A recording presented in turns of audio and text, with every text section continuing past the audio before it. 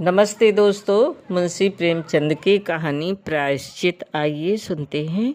दफ्तर में जरा देर से आना अफसरों की शान है। जितना ही बड़ा अधिकारी होता है उतनी ही देर में आता है और उतनी ही सवेरे जाता भी है। चपरासी की हाजिरी 24 घंटे की है, वो छुट्टी पर भी नहीं जा सकता, अपना एवज देना पड़ता है। खैर, जब बरेली जिला बोर्ड के हेड क्लर्क बाबू मदारी लाल 11 बजे दफ्तर आए तब मानो दफ्तर नींद से जाग उठा। चपरासी ने दौड़कर पैर गाड़ी ली, अदरली ने दौड़कर कमरे की चिक उठा दी और जमादार ने डाक की किस्त मेज पर लाकर रख दी। मदारी लाल ने पहला ही सरकारी लिफाफा खोला था कि उनका रंग फक्क हो गया। वे कई मिनट तक आश्चर्यचकित हालत में खड़े रहे, मानो सारी ज्ञानेंद्रियां शिथिल हो गई हों। उन पर बड़े बड़े आघात हो चुके थे, पर इतने बदहवास वे कभी न हुए थे। बात ये थी कि बोर्ड के सेक्रेटरी की जो जगह 1 महीने से खाली थी, सरकार ने सुबोध चंद को वो जगह दे दी थी। और सुबोध चंद वो व्यक्ति था जिसके नाम से ही मदारी लाल को घृणा थी। वो सुबोध चंद जो उनका सहपाठी था। जिक जाक देने को उन्होंने कितनी ही चेष्टा की पर कभी सफल न हुए। वही सुबोध आज उनका अफसर होकर आ रहा था। सुबोध की इधर कई सालों से कोई खबर न थी। इतना मालूम था कि वो फौज में भर्ती हो गया था। मदारी लाल ने समझा था वही मर गया होगा, पर आज वो मानो जी उठाओ सेक्रेटरी होकर आ रहा था। मदारी लाल को उसकी मताहती में काम करना पड़ेगा। इस अपमान से तो मर जाना कहीं अच्छा था। सुबोध को स्कूल और कॉलेज की सारी बातें अवश्य याद होगी। मदारी लाल ने उसे कॉलेज से निकलवा देने के लिए कई बार मंत्र चलाए, झूठे आरोप किए, बदनाम किया। क्या सुबोध सब कुछ भूल गया होगा? नहीं, कभी नहीं। वो आते ही पुराने कसर निकालेगा। मदारी बाबू को अपनी प्राण रक्षा का कोई उपाय न सूझता था। मदारी और सुबोध के ग्रहों में भी ही विरोध था। दोनों एक ही दिन एक ही शाला में भर्ती हुए थे और पहले ही दिन से दिल में ईर्ष्या और द्वेष की वो चिंगारी पड़ गई जो आज 20 वर्ष बीतने पर भी न बुझी थी। सुबोध का अपराध यही था कि वो मदारी लाल से हर एक बात में बढ़ा हुआ था। डील टॉल, रंग रूप, रीत व्यवहार, विद्या बुद्धि, ये सारे मैदान उसके हाथ में थे। मदारी लाल ने उसका ये अपराध कभी क्षमा नहीं किया। सुबोध 20 वर्ष तक निरंतर उनके हृदय का कांटा बना रहा। जब सुबोध डिग्री लेकर अपने घर चला गया और मदारी फेल होकर इस दफ्तर में नौकर हो गए, तब उनका चित्त शांत हुआ। किंतु जब ये मालूम हुआ कि सुबोध बसरे जा रहा है, तब तो मदारी लाल का चेहरा खिल उठा। उसके दिल से वो पुरानी फांस निकल गई। पर हाँ, हताभाग, आज वो पुराना नासूस सद्गुण टीस और जलन के साथ खुल गया। आज उसकी किस्मत सुबोध के हाथ में थी। ईश्वर इतना अन्यायी है, विधि इतना कठोर। जब जरा चित्त शांत हुआ तब मदारी ने दफ्तर के क्लर्कों को सरकारी हुक्म सुनाते हुए कहा, अब आप लोग जरा हाथ पांव संभाल कर रहिएगा। सुबोध चंद जी वे आदमी नहीं है जो भूलों को क्षमा कर दे। एक क्लर्क ने पूछा, क्या बहुत सख्त हैं? मदारी लाल ने मुस्कुराकर कहा, वो तो आप लोग को 2-4 दिन ही में मालूम हो जाएगा। मैं अपने मुंह से किसी की क्यों शिकायत करूं? बस चेतावनी दे दी है कि जरा हाथ पांव संभाल कर रहिएगा। आदमी योग्य है पर बड़ा ही क्रोधी, बड़ा ही दंभी। गुस्सा तो उसकी नाक पर रहता है, खुद हजारों हजम कर जाए और डकार तक न ले। पर क्या मजाल है कि कोई मताहत एक कौड़ी भी हजम करने पाए। ऐसे आदमी से ईश्वर ही बचाए। मैं तो सोच रहा हूँ कि छुट्टी लेकर घर चला जाऊँ। दोनों वक्त घर पर हाजिरी बजानी होगी। आप लोग आज से सरकार के नौकर नहीं, सेक्रेटरी साहब के नौकर हैं। कोई उनके लड़के को पढ़ाएगा, कोई बाजार से सौदा सुलूप लाएगा और कोई उन्हें अखबार सुनाएगा। और चपरासियों के तो शायद दफ्तर में दर्शन ही ना हो। इस प्रकार सारे दफ्तर को सुबोध चंद की तरफ से भड़काकर मदारी लाल ने अपना कलेजा ठंडा किया। इसके एक हफ्ता बाद सुबोध चंद गाड़ी से उतरे, तब स्टेशन पर दफ्तर के सब कर्मचारियों को हाजिर पाया। सब उनका स्वागत करने आए थे। मदारी लाल को देखते ही सुबोध लपक कर उनके गले से लिपट गए और बोले, तुम खूब मिले भाई, यहाँ कैसे आए? ओ, आज एक युग के बाद भेंट हुई। मदारी लाल बोले, यहाँ जिला बोर्ड के दफ्तर में हेड क्लर्क हूँ। आप तो कुशल से हैं? सुबोध, अजी मेरी न पूछो, बसरा, फ्रांस, मिस्र और ना जाने कहाँ कहाँ मारा फिरा। तुम दफ्तर में हो, ये बहुत ही अच्छा हुआ। मेरी तो समझ में ना आता था कि कैसे काम चलेगा। मैं तो बिल्कुल कोरा हूँ, मगर जहाँ जाता हूँ मेरा सौभाग्य ही मेरे साथ जाता है। बसरे में सभी अफसर खुश थे, फ्रांस में भी खूब चयन किया। 2 साल में कोई 25,000 रुपये बना लाया और सब उड़ा दिए। वहाँ से आकर कुछ दिनों को ऑपरेशन दफ्तर में मटर गश्त करता रहा। यहाँ आया तब तुम मिल गए।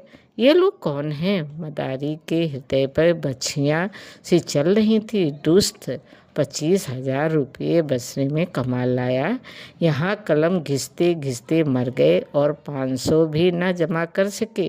बोले, कर्मचारी हैं, सलाम करने आए हैं। सुबोध ने उन सब लोगों से बारी बारी से हाथ मिलाए और बोला, आप लोगों ने व्यर्थ ये कष्ट किया, बहुत आभारी हूँ। मुझे आशा है कि आप सब सज्जनों को मुझसे कोई शिकायत ना होगी।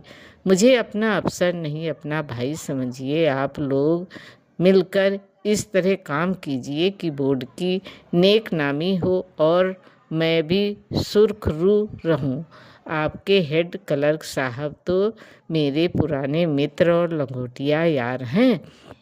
एक वाक्य चतुर्थ क्लर्क ने कहा, हम सब हुजूर के ताबेदार हैं, यथाशक्ति आपको असंतुष्ट न करेंगे, लेकिन आदमी ही हैं, अगर कोई भूल हो भी जाए तो हुजूर से क्षमा करेंगे। सुबोध ने नम्रता से कहा, यही मेरा सिद्धांत है और हमेशा से यही सिद्धांत रहा है।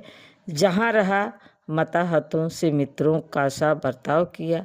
हम और आज दोनों ही किसी तीसरे के गुलाम हैं। फिर रौब कैसा और अफसरी कैसी? हाँ, हमें नेक नीयत के साथ अपना कर्तव्य पालन करना चाहिए। जब सुबोध से विदा होकर कर्मचारी लोग चले, तब आपस में बातें होने लगी। आदमी तो अच्छा मालूम होता है। हेड क्लर्क के कहने से तो ऐसा मालूम होता था कि सबको कच्चा ही कहा जाएगा। पहले सभी ऐसी ही बातें करते हैं, ये देखने के दांत है। सुबोध को आए 1 महीना गुजर गया। बोर्ड के क्लर्क, दर्ली, चपरासी सभी उनके बर्ताव से खुश हैं। वो इतना प्रसन्न चित, इतना नम्र कि जो उससे एक बार मिलता सदैव के लिए उसका मित्र हो जाता। कठोर शब्द तो उसकी जबान पर आता ही नहीं।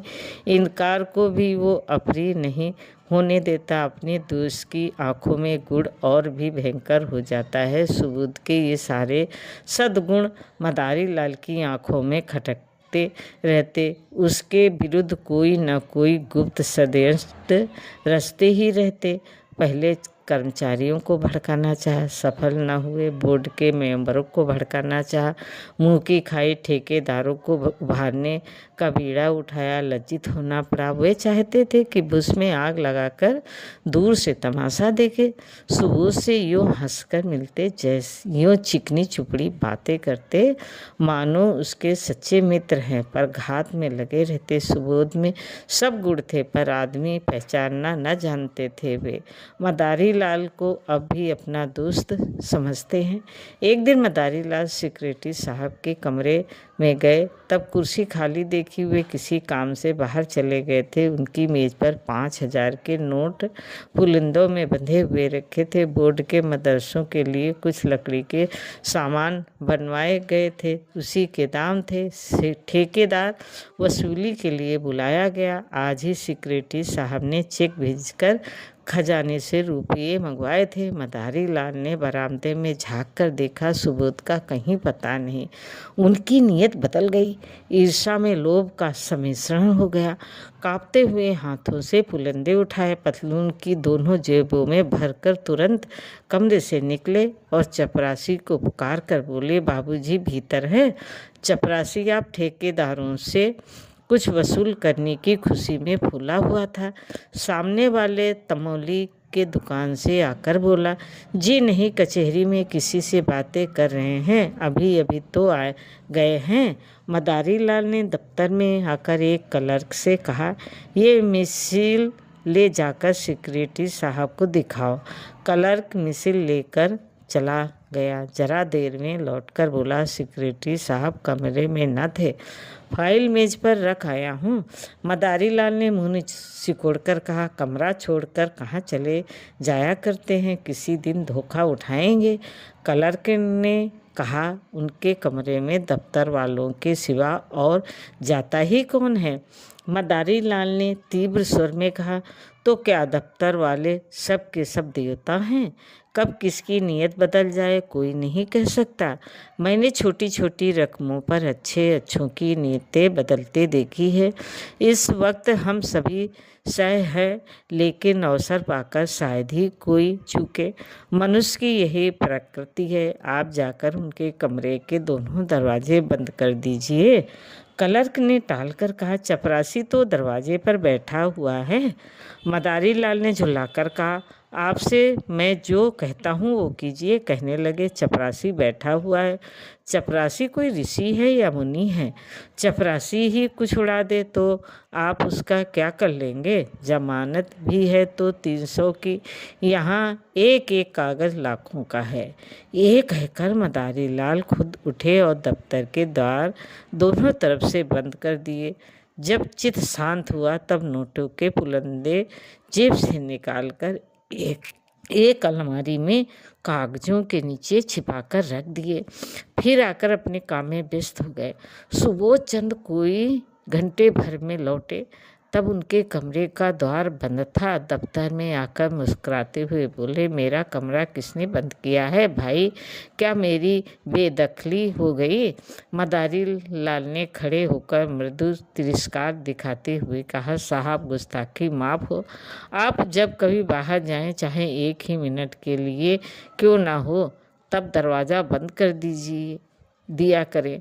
आपकी मेज पर रुपये पैसे और सरकारी कागज पत्तर बिखरे पड़े रहते हैं, ना जाने किस वक्त किसकी नीयत बदल जाए। मैंने अभी सुना कि आप कहीं गए हैं, तब जब दरवाजे बंद कर दिए। सुबोध चंद द्वार खोलकर कमरे में गए और सिगार पीने लगे। मेज पर नोट रखे हुए थे, इसकी खबर ही न थी। साहस ठेकेदार ने आकर सलाम किया। सुबोध कुर्सी से उठ बैठे और बोले, तुमने बहुत देर कर दी, तुम्हारा ही इंतज़ार कर रहा था। 10 ही बजे रुपये मंगवा लिए थे। रसीद लिखवा लाए हो ना? ठेकेदार, हुजूर रसीद लिखवा लाया हूँ। सुबोध, तो अपने रुपये ले जाओ, तुम्हारे काम से मैं बहुत खुश नहीं हूँ। लकड़ी तुमने अच्छी नहीं लगाई और काम में सफाई भी नहीं है। अगर ऐसा काम करेंगे तो ठेकेदारों के रजिस्टर से तुम्हारा नाम निकाल दिया जाएगा। ये कहकर सुबोध ने मेज पर निगाह डाली, तब नोटों के पुलंदे न थे। सोचा शायद किसी फाइल के नीचे दब गए होंगे। कुर्सी के समीप के सब कागज उलट पुलट डाले, मगर नोटों का कहीं पता नहीं। ये नोट कहाँ गए? अभी तो यहीं मैंने रख दिए थे, जहाँ जा कहाँ सकते हैं। फिर फाइलों को उलटने लगे। दिल में जरा जरा धड़कन होने लगी। सारी मेज के कागज छान डाले, पुलिंदों का पता नहीं। तब वे कुर्सी पर बैठकर इस आधे घंटे में होने वाली घटनाओं की मन में आलोचना करने लगे। चपरासी ने नोटों के पुलंदे लाकर मुझे दिए, खूब याद है, भला ये भी भूलने की बात है। और इतनी जल्द मैंने नोटों को लेकर यहाँ मेज पर रख दिए, गिना तक नहीं। फिर वकील साहब आ गए, पुराने मुलाकाती हैं, उनसे बातें करता जरा उस पेड़ तक चला गया। उन्होंने पान मंगवाया, बस इतनी ही देर हुई। जब गया हूँ तब पुलंदे रखे थे, खूब अच्छी तरह याद है। तब ये नोट कहाँ गायब हो गए? मैंने किसी संदूक, दराज या अलमारी में नहीं रखे, फिर गए तो कहाँ? शायद दफ्तर में किसी ने सावधानी के लिए उठाकर रख दिए हों। यही बात है, मैं व्यर्थ ही इतना घबरा गया कि छी। तुरंत दफ्तर में आकर मदारी लाल से बोले, आपने मेरी मेज पर से नोट तो उठाकर नहीं रख दिए? मदारी लाल ने भौचक्के होकर कहा, क्या आपकी मेज पर नोट रखे हुए थे? मुझे तो खबर ही नहीं। अभी पंडित सोहन लाल एक फाइल लेकर गए थे, तब आपको कमरे में न देखा था। जब मुझे मालूम हुआ कि आप किसी से बातें करने चले गए हैं, तब दरवाजे बंद कर दिए। क्या कुछ नोट नहीं मिल रहे हैं? सुबोध आंखें फैलाकर बोले, अरे साहब, पूरे 5,000 के हैं, अभी अभी चेक भुनाया है। मदारी लाल ने सिर पीट कर कहा, पूरे 5,000? या भगवान, अपने मेज पर खूब देख लिया है। अजी 15 मिनट से तलाश कर रहा हूँ। चपरासी से पूछ लिया, और कौन कौन आया था? आइए जरा आप लोग भी तलाश कीजिए। मेरे तो होश उड़े हुए हैं। सारा दफ्तर सिक्योरिटी साहब के कमरे की तलाशी लेने लगा। मेज, अलमारी, संदूक सब दिखे गए। रजिस्टरों के वर्क पुलट पुलट कर देखे गए, मगर नोटों का कहीं पता नहीं। कोई उड़ा ले गया। अब इसमें कोई सुबह न थी। सुबोध ने एक लंबी सांस ली और कुर्सी पर बैठ गया। चेहरे का रंग फक हो गया, जरा सा मुंह निकल आया। इस समय कोई उन्हें देखता तो समझता कि महीनों से बीमार है। मदारी लाल ने सहानुभूति दिखाते हुए कहा, गजब हो गया, और क्या? आज तक कभी ऐसा अंधेर न हुआ था। मुझे यहाँ काम करते 10 साल हो गए, कभी धेले की चीज़ भी गायब न हुई। मैं आपको पहले दिन सावधान कर देना चाहता था कि रुपये पैसे के विषय में होशियार रहिएगा, मगर खुदनी थी, ख्याल न रहा। जरूर बाहर से कोई आदमी आया है और नोट उड़ाकर गायब हो गया। चपरासी का यही अपराध है कि उसने किसी को कमरे में जाने ही क्यों दिया। वो लाख कसम खाए कि बाहर से कोई नहीं आया, लेकिन मैं इसे मान नहीं सकता। यहाँ से तो केवल पंडित सोहन लाल एक फाइल लेकर गए थे, मगर दरवाजे से ही झांक कर चले गए। सोहन लाल ने सफाई दी, मैं तो अंदर कदम ही नहीं रखा साहब। अपने जवान बेटे की कसम खाता हूँ, जो अंदर कदम रखा भी हो। मदारी लाल ने माथा सिकोड़ कर कहा, आप व्यर्थ में कसम क्यों खाते हैं? कोई आपसे कुछ कहता है? बैंक में कुछ रुपये हों तो निकाल कर ठेकेदार को दे दिए जाए, वरना बड़ी बदनामी होगी। नुकसान तो हो ही गया, अब उसके साथ अपमान क्यों हो? सुबोध ने करुणा स्वर में कहा, बैंक में मुश्किल से 200-400 रुपये होंगे भाईजान। रुपये होते तो क्या चिंता थी, समझ लेता। जैसे 25,000 उड़ गए, वैसे ही 30,000 भी उड़ गए। यहाँ तो कफन को भी कौड़ी नहीं है। उसी रात को सुबोध चंद ने आत्महत्या कर ली। इतने रुपयों का प्रबंध करना उनके लिए कठिन था। मृत्यु के पर्दे के सिवा उन्हें अपनी वेदना, अपनी विवशता को छिपाने की और कोई आड़ न थी। दूसरे दिन प्रातःकाल चपरासी ने मदारी लाल के घर पहुंचकर आवाज़ दी। मदारी को रात भर नींद न आई, घबरा कर बाहर आया। चपरासी उन्हें देखते ही बोला, हुजूर, बड़ा गजब हो गया। सिक्योरिटी साहब ने रात को गर्दन पर छुरी फेर ली। मदारी लाल की आंखें ऊपर चढ़ गई, मुंह फैल गया और सारी देह सिहर गई, मानो उनका हाथ बिजली के तार पर पड़ गया हो। छुरी फेर ली? जी हाँ, आज सवेरे मालूम हुआ पुलिस वाले जमा हैं, आपको बुलवाया है। लाश अभी पड़ी हुई है। जी हाँ, अभी डॉक्टरी होने वाली है। बहुत से लोग जमा हैं, सब बड़े बड़े अफसर जमा हैं।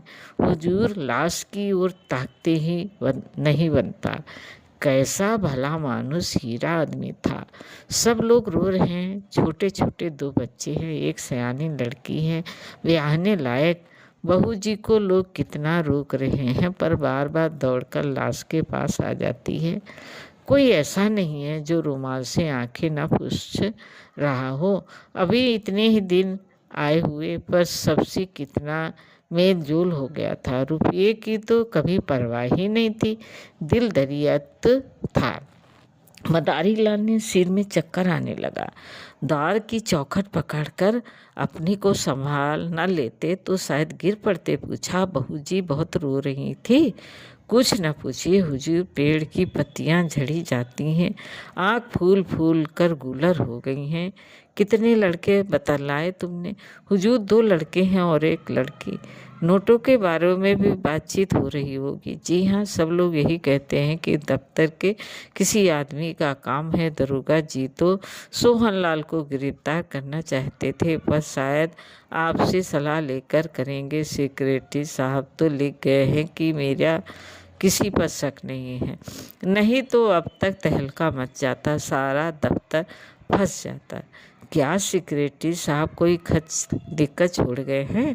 हाँ, मालूम होता है। छुरी चलाते वक्त याद आई कि सुबह में दफ्तर के सब लोग पकड़ लिए गए जाएंगे, बस कलेक्टर साहब के नाम से चिट्ठी लिख दी।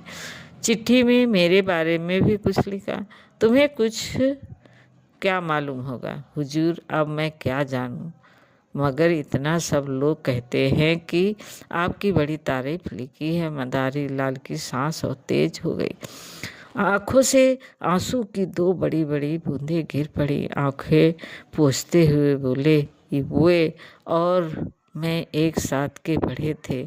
नंदू 8-10 साल साथ रहा, साथ उठते बैठते, साथ खाते, साथ खेलते, बस इसी तरह रहते थे जैसे 2 सगे भाई रहते हैं। खत में मेरी क्या तारीफ लिखी है, मगर तुम्हें क्या मालूम होगा। आप तो चल ही रहे हैं, देख लीजिएगा कफन का इंतजाम हो गया। नहीं हुजूर, कहा ना कि अभी लाश की डॉक्टरी होगी, मुर्दा अब जल्दी चलिए। ऐसा ना हो कि कोई दूसरा आदमी बुलाने आता हो। हमारे दफ्तर के सब लोग आ गए होंगे। जी हाँ, इस मोहल्ले वाले तो सभी थे। पुलिस ने मेरे बारे में तो उनसे कुछ पूछताछ नहीं की? जी नहीं, किसी से भी नहीं। मदारी लाल जब सुबोध चंद के घर पहुँचे तब उन्हें ऐसा मालूम हुआ कि सब लोग उनकी तरफ संदेह की आंखों से देख रहे हैं। पुलिस इंस्पेक्टर ने तुरंत उन्हें बुलाकर कहा, आप भी अपना बयान लिख दे। और सबके बयान तो लिख चुका हूँ। मदारी लाल ने ऐसी सावधानी से अपना बयान लिखाया कि पुलिस के अफसर भी दंग रह गए। उन्होंने मदारी लाल पर सुबह होता था, पर इस बयान ने उसका अंकुर भी निकाल डाला। इसी वक्त सुबोध के दोनों बालक रोते हुए मदारी लाल के पास आए और बोले, चलिए आपको अम्मा बुलाती हैं। दोनों मदारी लाल से परिचित थे। मदारी लाल यहाँ तो रोज ही आते थे, पर घर में कभी नहीं गए थे। सुबोध की स्त्री उनसे पर्दा करती थी। ये बुलावा सुनकर उनका दिल धड़क उठा। कहीं इसका मुझ पर सुबह न हो, कहीं सुबोध ने मेरे विषय में कोई संदेह न प्रकट किया हो। कुछ झिझकते और कुछ डरते हुए भीतर गए। तब विधवा का करुण विलाप सुनकर कलेजा कांप उठा। उन्होंने रोते हुए उस अबला के आंसुओं का कोई दूसरा स्रोत खुल गया है और लड़की को दौड़कर इनके पैरों से लिपट गई। दोनों लड़कों ने भी घेर लिया। मदारी लाल को उन तीनों की आंखों में ऐसी अथाह वेदना, ऐसी बेदरक याचना भरी हुई मालूम हुई कि वे उनकी ओर देख न सके। उनकी आत्मा उन्हें धिक्कारने लगी। इन विचारों को उन पर इतना विश्वास, इतना भरोसा, इतनी आत्मीयता, इतना स्नेह था। उन्हीं की गर्दन पर उन्होंने छुरी फेरी। उन्हीं के हाथों ये भरा पूरा परिवार धूल में मिल गया। इन असहायों का अब क्या हाल होगा? लड़का का विवाह करना है, कौन करेगा? बच्चों के लालन पालन का भार कौन उठाएगा? मदारी लाल को इतनी आत्मग्लानि हुई कि उनके मुंह से तसल्ली का एक शब्द भी न निकला। उन्हें ऐसा जान पड़ा कि मेरे मुख में काली पूती है, मेरा कद कुछ छोटा हो गया है। उन्होंने जिस वक्त नोट उड़ाए थे उन्हें गुमान भी न था कि उसका ये फल होगा। वे केवल सुबोध की जांच करना चाहते थे। उनका सर्वनाश करने की इच्छा न थी। शोकातुर विधवा ने सिसकते हुए कहा, भैया जी, हम लोग को तो वे मझधार में छोड़ गए। अब तो मुझे मालूम होता है कि मन में ये बात ठान चुके हैं, तो अपने पास जो कुछ था वो सब उनके चरणों पर रख देती। मुझसे तो वे यही कहते रहे कि कोई ना कोई उपाय हो जाएगा। आप ही के मर्तबा वे कोई महाजन ठीक कराना चाहते थे। आपके ऊपर उन्हें कितना भरोसा था कि कह नहीं सकती। मदारी लाल को ऐसा मालूम हुआ कि कोई उनके हृदय पे नस्तर चला रहा है। उन्हें अपने कंठ में कोई चीज़ फंसी हुई जान पड़ती थी। रामेश्वरी ने फिर कहा, रात सोए तब खूब हंस रहे थे। रोज की तरह दूध पिया, बच्चों को प्यार किया, थोड़ी देर हारमोनियम बजाया और तब कुल्ला करके लेटे। कोई ऐसी बात न थी जिससे लेस मात्र भी संदेह होता। मुझे चिंतित देखकर बोले, तुम व्यर्थ घबराती हो। बाबू मदारी लाल से मेरी पुरानी दोस्ती है, आखिर वो किस दिन काम आएगी। मेरे साथ के खेले हुए हैं, इस नगर में उनका सबसे परिचय है। रुपयों का प्रबंध आसानी से हो जाएगा। फिर न जाने कब मन में ये बात समाई। मैं नसीबों जली ऐसी सोई कि रात को मिनकी तक नहीं। क्या जानती थी कि वे अपनी जान पर खेल जाएंगे। मदारी लाल को सारा विश्व आंखों में तैरता हुआ मालूम हुआ। उन्होंने बहुत जब्त किया मगर आंसुओं के प्रभाव को रोक न सके। रामेश्वरी ने आंखें पोंछकर कहा, भैया जी, जो कुछ होना था वो तो हो चुका, लेकिन आप उस दुष्ट का पता जरूर लगाइएगा जिसने हमारा सर्वनाश कर दिया है। ये दफ्तर ही के किसी आदमी का काम है। वे तो देवता थे, मुझसे यही कहते थे रहे कि मेरा किसी पर संदेह नहीं है, पर ये किसी दफ्तर वाले का ही काम है। आपसे केवल इतनी विनती करती हूँ कि उस पापी को बचाकर न जाने दीजिएगा। पुलिस वाले शायद कुछ रिश्वत लेकर उसे छोड़ दें। आपको देखकर उनका ये हौसला न होगा। अब आप हमारे सिर पर आपके सिवा कौन है? किससे अपना दुख कहें? लाश की ये दुर्गत होनी भी लिखी थी। मदारी लाल के मन में एक बार ऐसा उबाल उठा कि सब कुछ खोल दे, साफ कह दे, मैं ही वो दुष्ट है, वो अधम, वो पापी हूँ। विधवा के पैरों पर गिर पड़े और कहे, वही छुरी इस हत्यारे की गर्दन पर फेर दो, पर जवान न खुली। इसी दशा में बैठे बैठे उनके सिर में ऐसा चक्कर आया कि वे जमीन पर गिर पड़े। तीसरे पहर लाश की परीक्षा समाप्त हुई।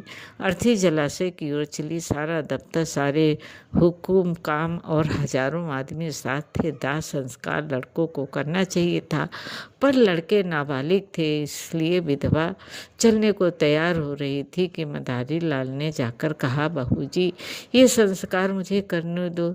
तुम क्रिया पर बैठ जाओगी तो बच्चों को कौन संभालेगा? सुबोध मेरा भाई थे, जिंदगी में उनके साथ कुछ सलूक न कर सका। अब जिंदगी के बाद मुझे दोस्ती का कुछ हक अदा कर लेने दो, आखिर मेरा भी तो उन पर कुछ हक था। रामेश्वरी ने रोकर कहा, आपको भगवान से बड़ा उदार हृदय दिया है भैया जी, नहीं तो मरने पर कौन किसको पूछता है। दफ्तर के और लोग जो आधी आधी रात तक हाथ बांधे खड़े रहते थे, झूठो बात पूछने न आए कि जरा ढढ़ास होता।